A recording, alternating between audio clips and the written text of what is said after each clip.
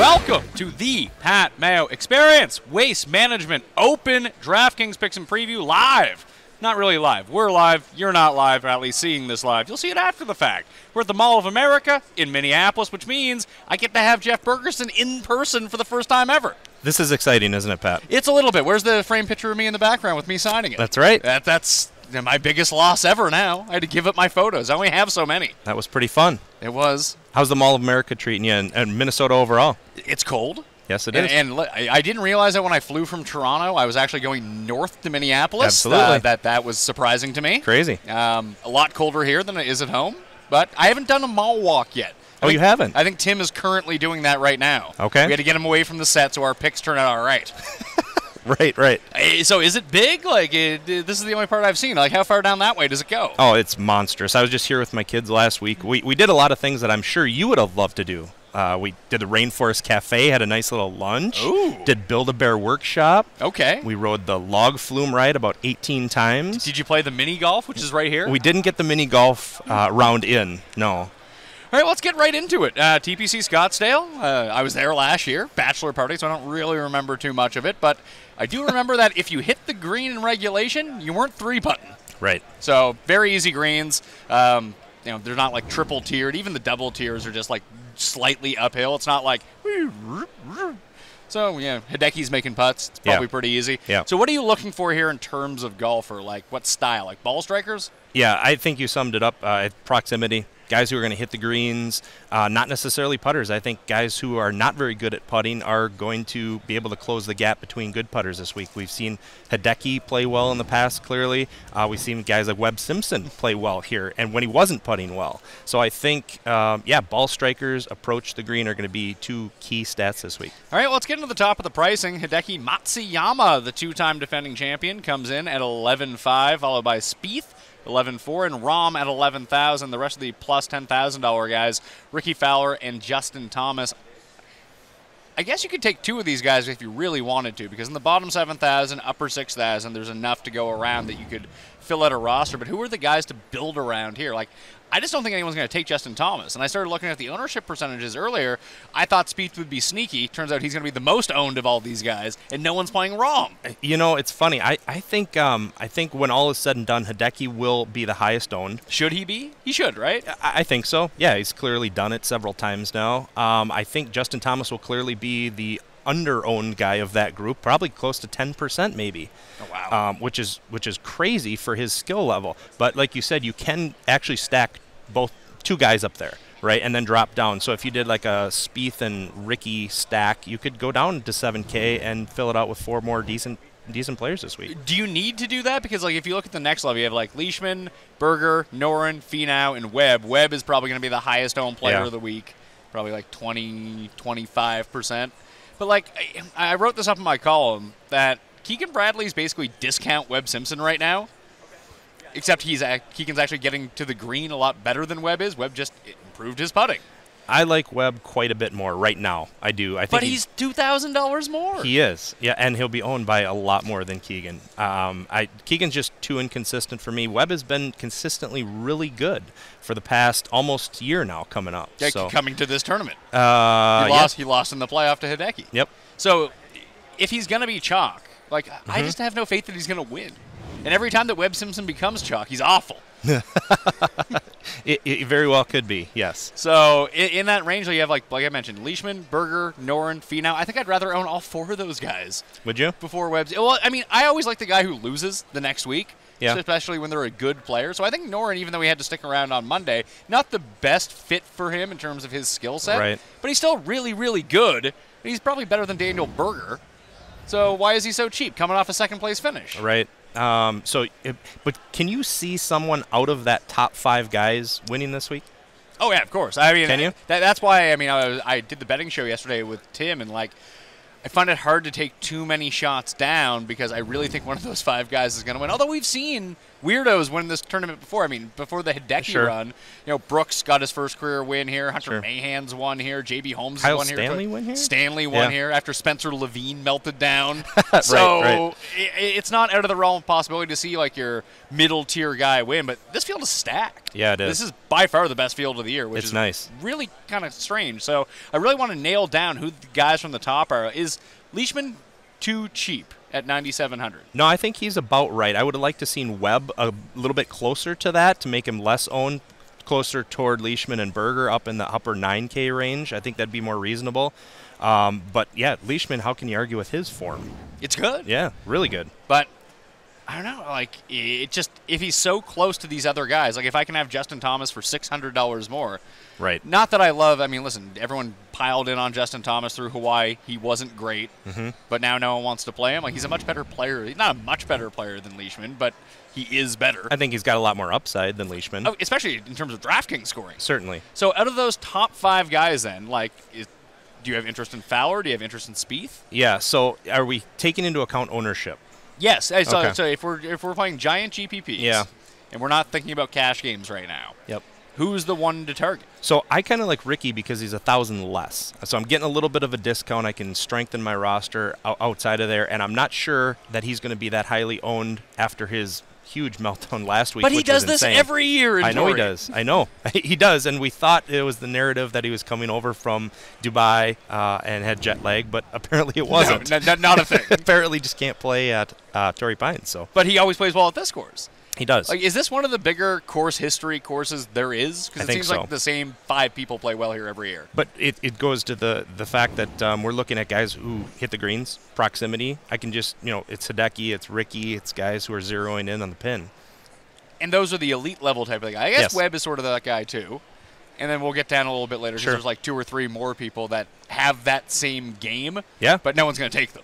Right. Because they could blow up at a moment's notice. Right. So I'm just trying to figure out, like, if I'm going to build a core, I'm probably not going to push all in on anyone, but if I'm going to own, like, 50% of one guy up here, starting to think it might be wrong. Okay. Although he's severely undercursed, which is not good. Oh, that's not good. No, that's not good. So it might be Justin Thomas for me. So if the field's going to own him at 10%, I don't need to go 50. I could go 40%. That's right. Say.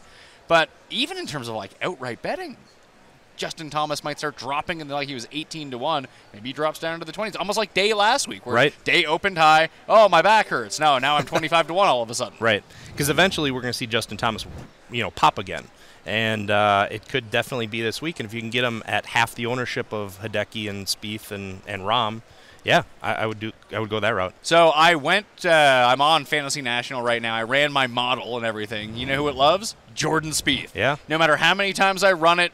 As long as I don't include, like, recent putting stats, Jordan Spieth kind of comes up big. Although he hasn't putted well on Bermuda lately. He has not.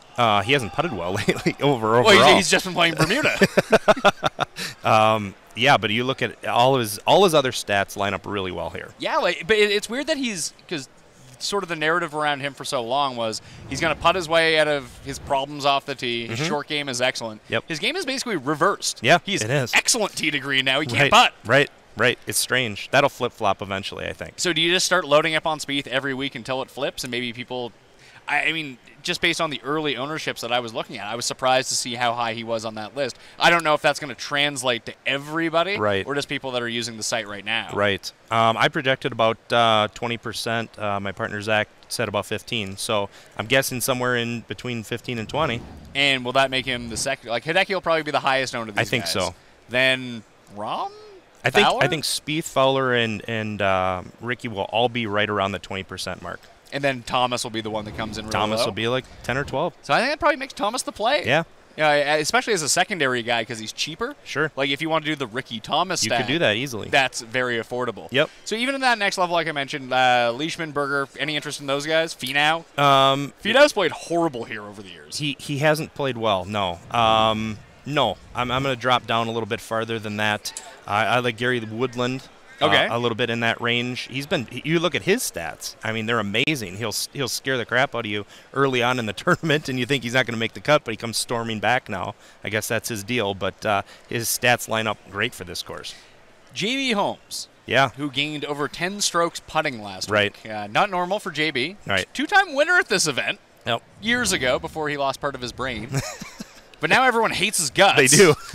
So I assume he's going to be like 1% owned. Is be. he someone to get on here? You know, this course has been good to bombers over the years. Look at what Bubba has done here in the past. So I think it's fitting for him. He's a little bit high priced, and I won't be on him particularly this week. So you'll go to Woodland. Any Phil in your life? No Phil in my life. Is Tim on Phil this week? Of course, he's on Phil every week. Hey, he's been good here. I think he's actually a reasonable cash game play. At this price. Is he at this point of time? I know Austin Cook hasn't played here before, but is he really a better play than Austin Cook? Because Austin Cook is good. Austin Cook is really good. Yep. And I don't think people are going to use him this week either because, no. People are looking, Harris English is playing well. Harris English isn't that good. Right. That's a problem, That's especially when he's $8,100. I much prefer Cook. A couple of weeks ago, Cook was in the same price range, like low 8s, and he was owned by like 10% of the field. He played really well. Is that career builder? Yeah. He melted down on Sunday. Correct. Yeah, it was just one bad round, but he looked good the first 3 rounds. So I like Cook a lot. Well, the whole season, I'm pretty much just going to be on Cook a lot. Yeah, I listen. I was on him at RSM. Mm-hmm. He's paid for the season for me in terms of using Austin Cook exposure. So I rarely do outrights, and I won an outright on Cook that week. That's great. Yeah, that's awesome. Yep. So the rest of the guys in that range, Ryan Moore's playing for the first time this year. Harris English is right there. Benny Ann, after my outright on him last year, he wouldn't shake my hand, and after that he started making bogeys. He wouldn't shake your hand? Wouldn't shake my hand. What a jerk. I know. Well, he was walking in between holes. I was bothering There's him. no excuse. Well, Tim touched Phil, and Phil made bogeys after that. He probably saw that happen. He's like, no thanks. No thanks for me. But Ben Ann's coming over he was in Dubai last week. Right. He's $8,000. He is sort of the low-rent version of the players that we were talking about. Great ball striker, terrible putter, terrible short game. Can get it going bad when he gets going bad. He was 6th last week over there. Yeah. Do you worry that the jet lag is a bit too much? Will the jet lag affect him? It maybe. I think his price is just too much. I think you can get just as good a player in the low 7s this week, the way the pricing is set up, so I won't have any Ann. What about Lowry? Because he screwed me last week. He did. He melted down. I couldn't believe it. Although that's now twice. So last week he melted down to miss the cut. And I had a 14-person to make the cut parlay at the Masters last year, and he was 9 over in the second round to miss it by a stroke. Ouch. That was it. Yeah, I liked him last week, actually, at Torrey. Yeah, and no good. So, no, I think I won't have much of Lowry this week either. No, I always like him. It's weird because I like him at harder courses, so I thought Torrey would have been perfect for him. Yeah. Well, he had played well there several times, at least 2 or 3 times before last week. He's played well at this tournament too, though, is the thing. Yeah. So I just feel like everyone's going to be off of him now. For sure. And the fact that he's cheaper than Harris English is really kind of bizarre. But you're just totally off on English. It's not that I dislike Harris English. But I kind of do. He's $8,100. Like you just talked about, there's good players in the low 7,000s. They're better players than Harris English. You talk about a curse. Like I think it was 3 or 4 weeks ago, Zach and I were talking on our podcast about Harris English and the trajectory of his career and how it was going very Brendan Todd-ish. Oh God! And that snapped him back into form. Well, he's starting to hit it off the tee much better now. Yeah. And he was always a pretty decent putter. I think for years he was inside the top 10 when you looked at the end of the year in terms of strokes gained putting. And as soon as that went away and he became like 40th, he wasn't good anymore. Right. And that's basically what happened to Brendan Todd. Although I still think that when he plays, he's like a top 10 putter. He just can't do anything else. Right. He's essentially Mike Weir. Yeah. Right. So the $7,000 range, you got Lowry at 79, you got Palmer at 79. Yep. Steele comes in at 78, a guy who's made 6 straight cuts here, 3 top 10s in that range, never worse than T29. Yeah. Which is kind of nice. Gained over 3 strokes on approaches last week, just couldn't putt. I mean, if you want to start cash games, I know you always want to start with really expensive guys, but Steele just seems like a lock. No, I think cash games, like last week, it seemed really easy between Finau, Woodland, Charles Howell. I think this week seems pretty easy, too. Brendan Steele would be a lock for me. Woodland would be a lock for me. In cash games, Kuchar would be a lock for me. Kuchar, really? Yeah, for cash games, absolutely. At this course? Yep. Yep. He's been good here in the past. I know. It's just. I guess Kuchar and cash every week is the play. I think so. Yeah. I mean, he just finds a way to make a cut. There's some guys who you kind of worry about. No matter if he's below the cut line, he'll find a way to make it, and that's what you want at the average price. I like him in fields that are strong up top. I don't love it when he's the 10K guy. Yeah. Just because his upside, he just rarely wins. So I like him cash games. I like him even in GPPs this week, too. Really? I do. Huh. Yep. Par 4 scoring? Yeah. Accuracy? He's not going to get Accuracy, he's not proximity. Yep. Yeah, that makes a lot of sense. He can get a hot putter on the go. So Steele's there, Kazire, Zach Johnson, who's shaping up to be super chalk as well. I don't like Zach Johnson this week. I rarely like Zach Johnson, but I kind of like him this week. Why? Stats line up, proximity. He's played well here in the past, and his price. See, I would rather go one down and just take Kevin Chappell. You could do that, too. I just feel like Chappell, I mean, I guess if you were playing a cash game, I probably wouldn't take either of them. But if you're telling me that one of these guys wins this week, I'm going to bet it's Kevin Chappell. You think so? I just feel like he has more upside. Yeah, possibly more upside, yeah. Like Zach Johnson, he just needs to be so perfect all the time. We saw it. True. And we've seen it now twice. We saw him have the great round at Sony, and then he did nothing. Right. And he had the one good round at Career Builder, then he did nothing. Right. And the results are okay, but... Oh, four straight top 25s. Mm-hmm. And if you get that from a guy who's 7,700, it's pretty reasonable. But I just feel like it is reasonable. I suppose in cash as well, but like if you're thinking about it, like I just don't think he comes inside the top 10. Yeah, possibly not. And I think that Chappell could miss the cut, but if he makes the cut, True. he could be T5. True. Yep. And he's going to be definitely up there in terms of like making, like Zach's not making a ton of eagles. No. That sort of thing. Although he will play the par 3s really well, but just if I'm going to lean a little bit on par 5s, because when I looked at the corollary stats of what, like I just randomly searched by the top 10. Mm-hmm. What do the guys inside the top 10 do well year after year after year? So I went back the last 3 years, looked at all of the top 10. Par 5 scoring, right. Par 4 scoring on the longer par 5s right. at 450 to 500, and strokes gained approach. Those were the three that just popped right off the page. Yep. And I just don't think Zach's going to score on par 5s. Sure. So. And what's your approach distance this week that you're looking at? I actually set it to 150 to 200, so I looked at both samples because it depends on. I try to put it in the context of the player. Mm-hmm. So Zach Johnson, I want to be better at 175 to 200. Tony Finau, I prefer to be a bit better 150 to 175. Like sure. Guys that I know that are going to be longer off the tee are going to just hit their approaches from 20 yards closer. Right. So people go to fantasynational.com. They can see the approach shots of everyone here. Let's see. So, yeah, the majority of the shots are coming in of the top 10 players over time from 150 to 175. Then it's 175 to 200. It's pretty even split. And the 200 plus, I assume that's just par 5s. Yeah. Everyone's going to have one of those strokes on a par 5. Right, right. So if you take that out, that's probably not reasonable for par 4s. Yep. So it's those longer, your 7 irons, your 6 irons. Not a lot of wedge play going on at this course. No, although it's a shorter course, plus you have some elevation, so guys are getting a little bit more distance than they normally do, so the approach shots might be a little bit less as well. Maybe guys who sky it? Yeah. Maybe that will help with the proc, because Hideki hits the ball. He does. Yeah. And so does Finau. So you just land it a lot softer, you land it easier, and you don't really need to deal with spin at all. Right. You can just drop it next to the hole and it stays there. Yeah. So that's somewhat interesting to think about. The rest of this range down here, you got like Knox, Henley, Reed.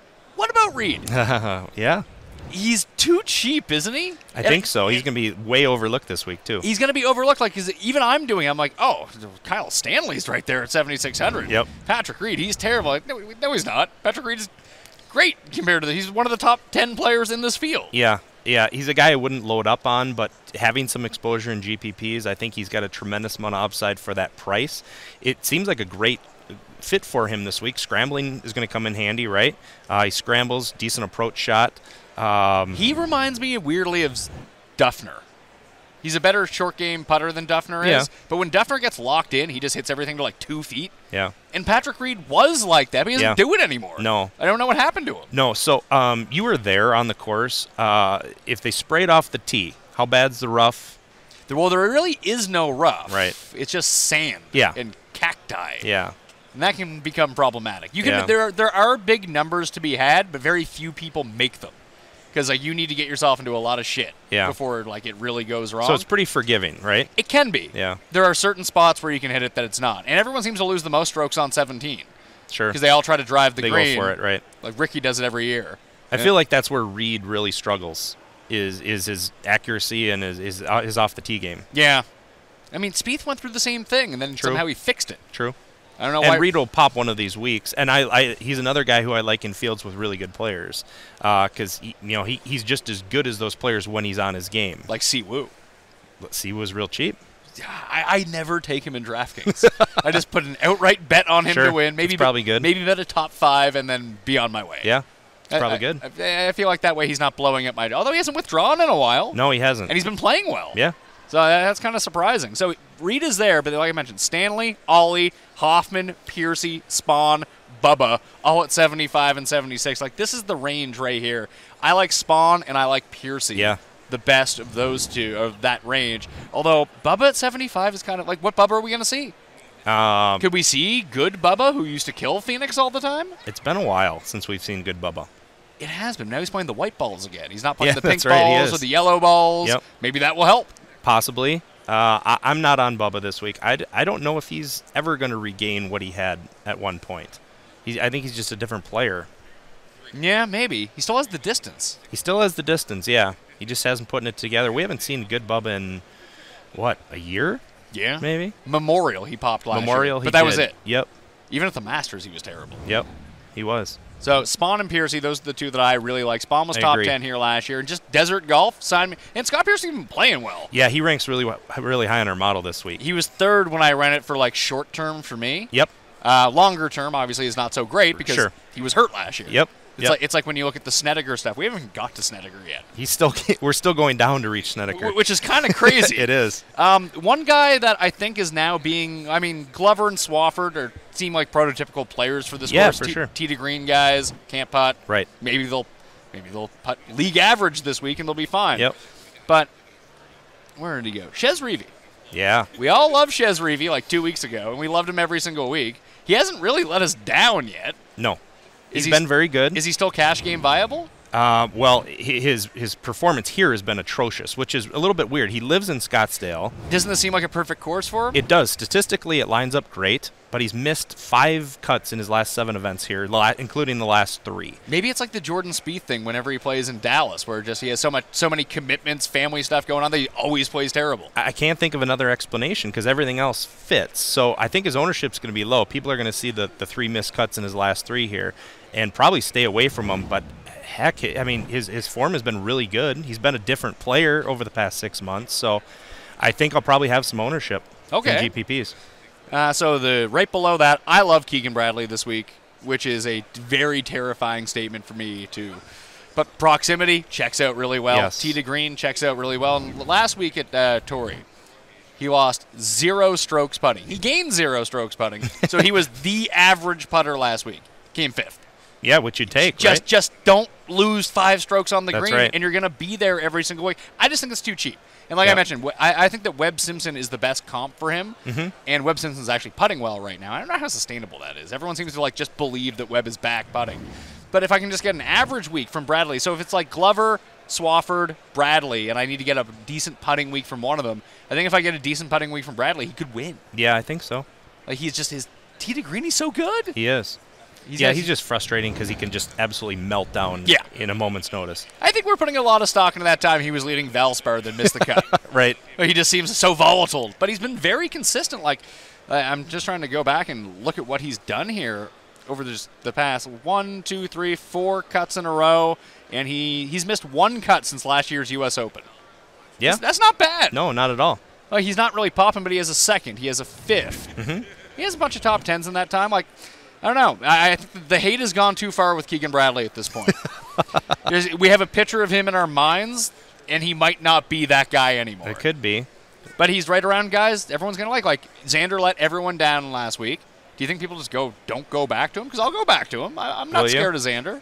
Yeah, I think people will definitely go away from him. But, like, I don't want to say he's an elite player in this field, but he's an elite player from this range. I think so. At least over what he's done in the past year. Maybe it was all a fluke. I don't know. Yeah. And maybe the new irons are really getting to him. That could be. I want to see how he did with his irons last week. I was actually quite surprised. Let's see. Yeah, he was back in the positives for strokes gained approach. He lost 2.5 strokes putting last week. That'll do you in. Yeah. I mean, if he does that this week, he'll probably miss the cut again, but he doesn't seem like a horrible putter week to week to week. Right. He tends to be in the positive, so I don't mind that. Cam Smith has taken a big drop in terms of price. Yeah, I was just going to mention him. I think he's got a lot of upside, too. At this price, he's played really well lately. Hasn't played well here in the past, but he's been really good lately. People were willing to line up to pay for Cam Smith at like 9,200 2 weeks ago. I know. And now they don't want him at 74. That's right. Is that sort of the recency bias to take advantage of these discounted players that just go back to them? Yes. Is that how we're like, I could win a GPP? Yes, absolutely. Yeah, that's going to differentiate you down there because, I mean, yeah, he killed it in Australia, right? Then he came over here. He hasn't played poorly. No, he's played well. Right. Just okay well. Right. Not like popping off the charts well. I think what happens in DFS is people get this, like the first week they're over from Australia or the European tour and they get excited about a guy like Cam Smith. I can't think of another example, but they get excited for a while and then it's on to the next guy. Well, I'm curious to see what Surrey is going to be this week because people got excited for him That's last right. week. Yep. And he lost 5 strokes through approach last week. Oh, which is not good. But this is a course where it feels like he should be really good. Right. Almost sort of like the Brooks thing. Hey, it's some bomber that comes over from the European Tour. He could win in Phoenix. Yep. And he's a super cheap price. And I don't know who's going to go back to him. Very few. And last week I owned him. I was so disappointed over the weekend because he started out really strong the first 2 rounds. I just don't want to miss on guys because I do a lot with the Euro Tour. I know who these guys are, and I don't want to miss them when they come over because no one else knows about them. Another guy that people kind of lined up to play a few weeks ago is Bud Colley. He made the cut last week. Yeah. It's not like he played poorly. No. Now he's down at 74. 73. Or 73? That's kind of crazy. Yeah. I don't quite understand that. Is he someone that I like? Because you have Armour, Molinari, Stricker, Goosen, Lovemark, Johnny, Luke List coming off a good week. Ben Martin back on Bermuda. People always like him on Bermuda. Grillo kind of melted down towards the end of his round. He bogeyed 18 on Thursday, or 9, because he played the back first, or on Saturday. So I had an outright on Grillo. I had the top 5 on Grillo. It was looking good for a while. Yeah, it was. And then it went away. So, and everyone had a bad Sunday. Mm-hmm. But, like, dude, I don't know if I love him here. Like, Luke List, people are going to be all over this week. And I love Luke List. Can't go back to him. Yeah, probably not. I'm not getting 2 hot putting weeks at a Luke List. It's right. Just, last week was the week he had. Yeah. He could have won last week, and it just didn't happen for him. It's almost like Ryan Palmer. Do you think people will go back to Ryan Palmer? I do.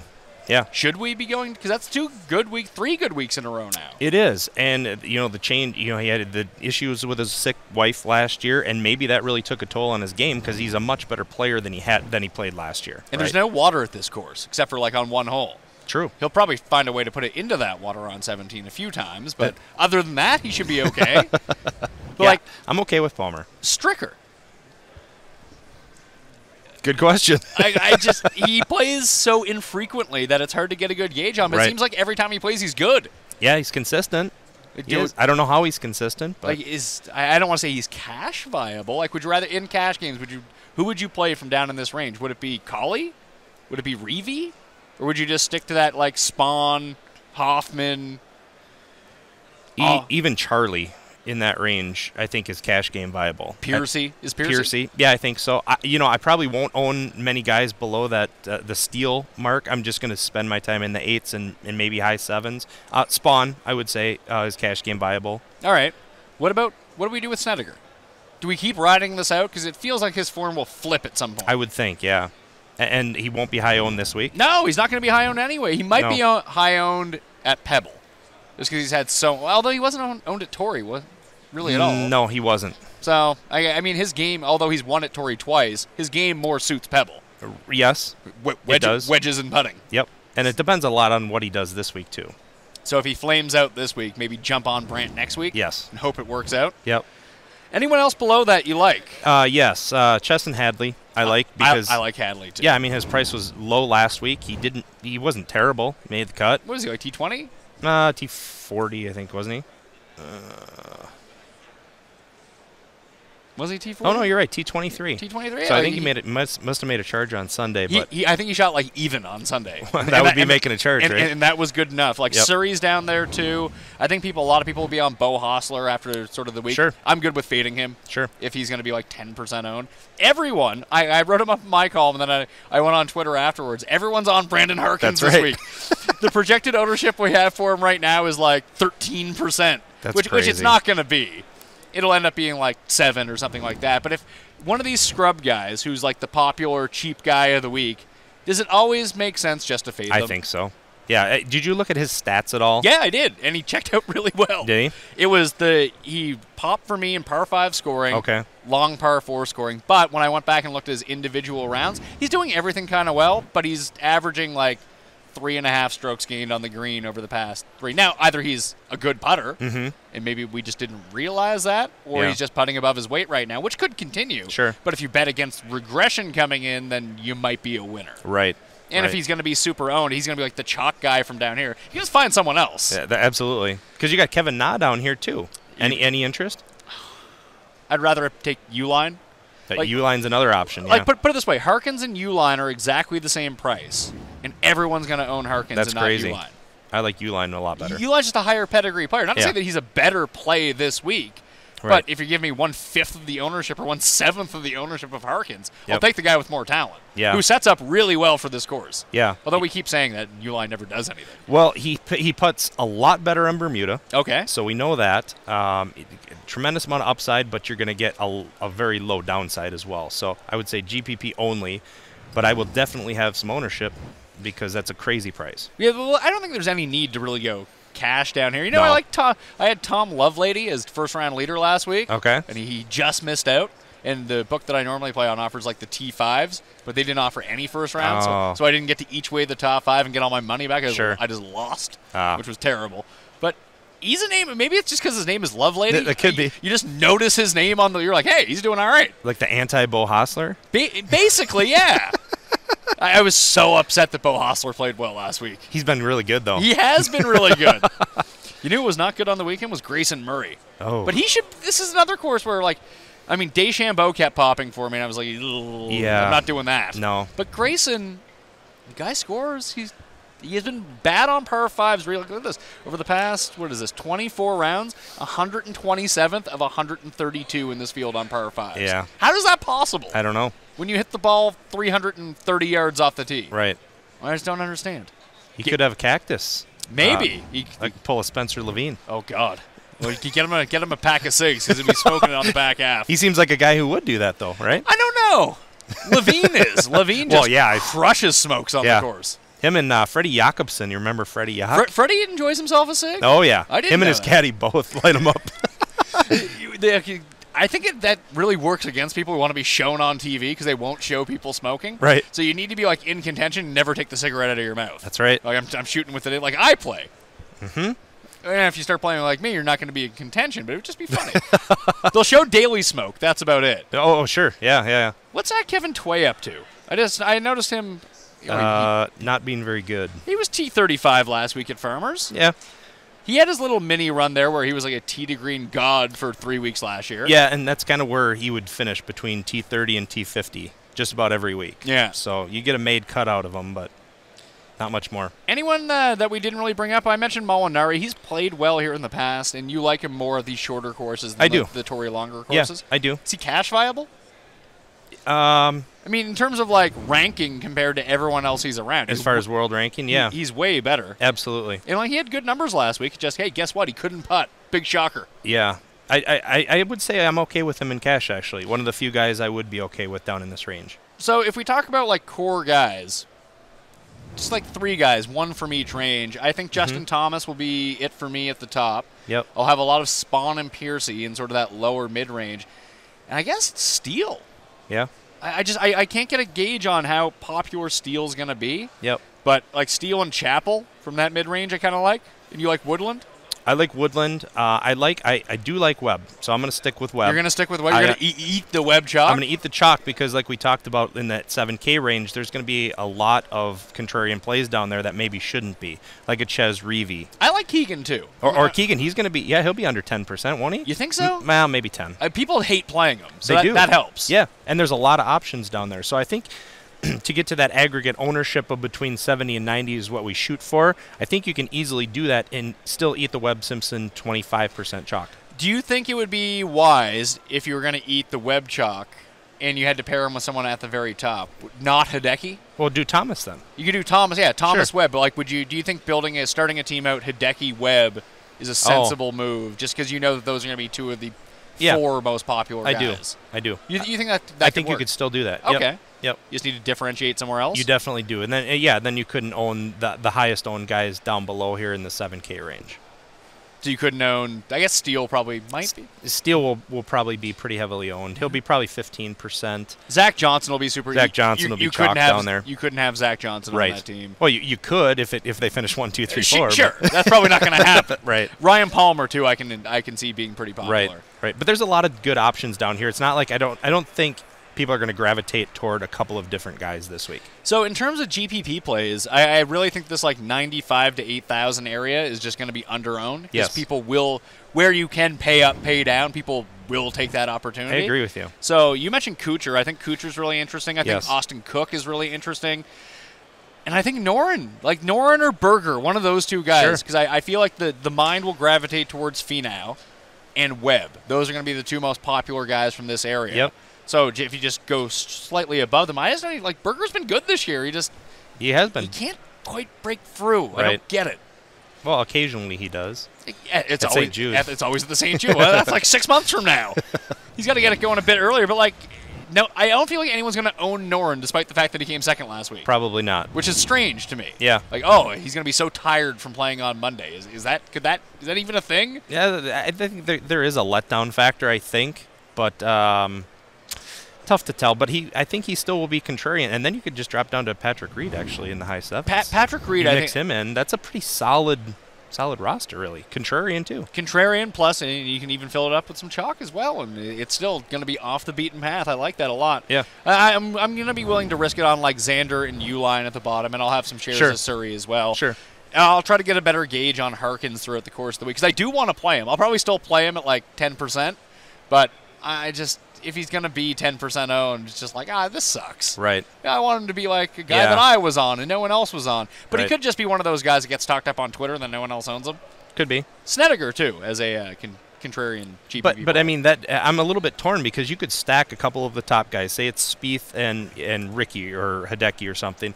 Drop down, you could have Uline, you could have Surrey, that no one's going to own down there, and have a really amazing squad that will be contrarian and have a ton of upside. A lot of miscut potential in that, Absolutely. in that range, too. No doubt. All right. Jeff Bergerson, check him out on Twitter, @FantasyGolfers. Pump the site. Fantasy Golf Insider, come check us out. We got the lineup generator. We got the rolling stats. We got our columns. MMA stuff. We got some MMA stuff occasionally. We did football during football season. So, yeah, we're plugging away. Yeah, you should probably let everyone know you did go to the DraftKings Championship for football. I did. I was down in Miami for the Fantasy Football World Championship. So you've done a golf now. You've done a football now. What's next? I have. You going to the MMA live finals? I'd like to go to the next golf final. Anything you can do about that, Pat? Listen, I can't. I would love to. I'd automatically put myself into it because there's no way I'm ever qualifying. So maybe that's the thing. I'll try to get it done, but I get an auto seat. How about that? You know, in talking to people down in Miami, they said they actually, who were at both live finals, they've been at football and golf, they said golf was way better. Well, like you were saying, like it's a 4-day experience. It's fun. You get to hang with everyone. It's not It just was. like in, out, see you later. Yep, that's right. And everyone you talked to who was there said it was just an amazing time. You know, you didn't have some people that say, this kind of sucks, whatever. But DraftKings does an amazing job when you're at these things anyway. Just from every experience, top to bottom, they take care of you. So. No, you got to say that now that you're on the show and they're all here. They're listening now. No, I said that on my survey, my feedback form that they emailed me to. It wasn't just like, this is horrible. No, I rave reviews. I've always spoken highly of the live finals. So. All right. Well, thanks for coming in. Thank you, Pat. It's a pleasure to see you in person. Absolutely, it was it's fun. The first time, second time we met in Vegas. Yes, that's 3 years ago. Yep, that's true. And then we've been doing the shows basically once every 3 weeks for Yep. the last 3 years. Now you're here in person. That's It's great. right. It is great. You should come down here. Up here. Yeah, so I'm going north. Just automatically say that, right? Yeah, When you think of Canada? everyone says that when you think of Canada. Oh, Right. I gotta go south. I'm going north now. That's right. It's so cold here. Yeah. Well, come in the summer. We'll play some golf. Well, maybe Moose can get us into Hazeltine. We could do that. Yeah, see, that'd be perfect. All right. Maybe I will. Maybe we'll have a Moose and I will have our. He came up to Toronto last time for our Fantasy National group meeting. Maybe Okay. I'll come down here this time. I mean, I think like 95% of DFS golf players live in Minnesota anyway. It is. 'Cause, Yeah. I mean, my Twitter timeline was destroyed when the Vikings lost. That's right. Should you reveal what happened with Andrew Cust? What was that? He was paid off with Chili's. Yeah, my partner Zach. So if he backed the Eagles, right? Was that it? He had to back the Saints. Or the Saints. He had to okay. back the Saints. All right. If he backed the Saints, Zach would buy all the chilies that Tim can eat. So I think we got to pay off that bet. Well, Tim predicted the score of what the Saints were winning by until the very last play of the game, That's and then the insane. Vikings won. It's just par for the course at this point. No one's even surprised by it anymore. You can check out up on YouTube right now. We were at opening night of Super Bowl 52, the media night. Tim went around touching some of the players, so now you know who not to bet for Super Bowl MVP. Or, hey, first fumble, probably Rex Burkhead. Missed extra point, probably Steven Gostkowski. Or if there's like a bad snap between the long snapper and punter for the Eagles, you're going to know why. Because they're Andercursed. But for the golf, you can subscribe to the Pat Mayo Experience on all podcast channels, completely uncensored, uncut, always. DraftKings YouTube page for the video version. Remember to subscribe to FantasyNational.com. Lineup generators, simulators. You can put in your own custom stats. No picks on the site. You make everything yourself. You do the research and get the sleepers that no one else has because you found them, not me. Because if I found them, they'd be terrible. If you find them, you might actually win and be good. All right? I'm Pat Mayo. Good luck with the Waste Management Open. I'll see you next time.